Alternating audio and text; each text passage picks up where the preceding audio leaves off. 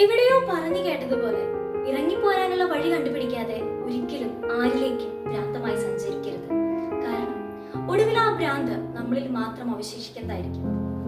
പറയാതെ പോകുന്ന പ്രണയങ്ങളെ ഇതിലും നന്നായിട്ട് എങ്ങനെയാണ് ഒരു വരിയിൽ ആവിഷ്കരിക്കാനായിട്ട് സാധിക്കും?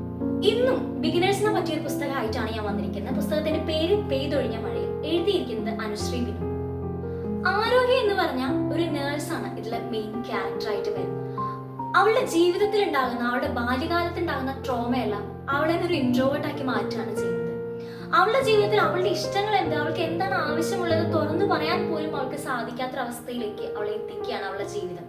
അതിനിടയിൽ അവൾ കണ്ടുമുട്ടുന്ന ചില വ്യക്തികൾ അവളുടെ ജീവിതത്തിൽ നിന്ന് തന്നെ ഒരു ഭാഗമായിട്ട് മാറുകയാണ്. ആരോഗ്യയുടെ ജീവിതവും നഴ്സിംഗ് ജോലിയും അവളുടെ പ്രണയവുമെല്ലാണ് ഈ ഒരു കുഞ്ഞൊരു പുസ്തകത്തിൽ പറഞ്ഞു പോകുന്നത്. വളരെ രസകരമായിട്ട് വായിച്ചു തീർക്കാവുന്ന ഒരു പുസ്തകം കൂടിയാണിത്. ആദ്യം പറഞ്ഞതുപോലെ തന്നെ രണ്ടുപേർക്കും പരസ്പരം അറിഞ്ഞിട്ടും പറയാതെ പോകുന്ന പ്രണയങ്ങൾ അത് എത്രമാത്രം വേദനാജനകമാണ്.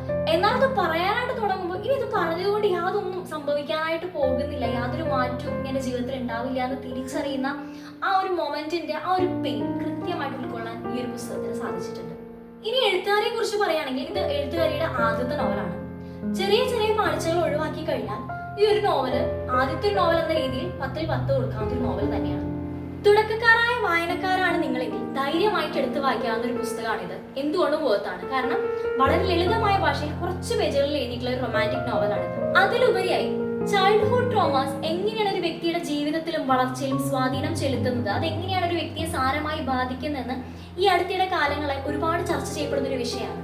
ആ ഒരു വിഷയത്തെ കൂടി പറഞ്ഞു പോകുന്നതാണ് ഈ ഒരു പുസ്തകം. സോ വായിക്കാൻ ഇഷ്ടപ്പെടുന്നവരാണെങ്കിൽ ഈ ഒരു പുസ്തകം കൂടെ ഒന്ന് വായിച്ചു നോക്കി നോക്കൂ. അപ്പൊ അടുത്തൊരു ബുക്കിന്റെ റിവ്യൂ ആയിട്ട് നെക്സ്റ്റ് വീഡിയോയിൽ കാണാം.